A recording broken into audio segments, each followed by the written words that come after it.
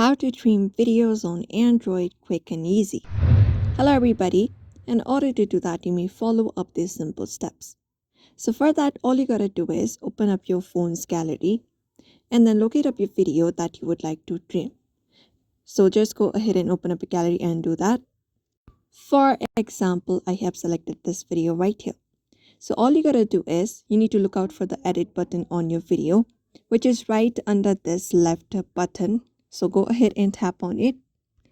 And when you go ahead and tap on it, it lets you trim your video. So for that, you may just go ahead and basically trim your video. So if you have this 13 seconds of video, you may go ahead and make it about 5 seconds and trim it to 5 seconds. After you have selected up your desired seconds that you have trimmed it, all you gotta do is simply tap on the save option at the top right corner.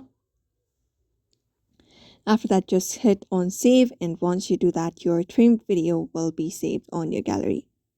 So that's it for now. You may follow up this method in order to trim videos on your gallery, on your device. So I hope this video was helpful. Give it a thumbs up and subscribe for more tips and tutorials, and we will see you on the next one.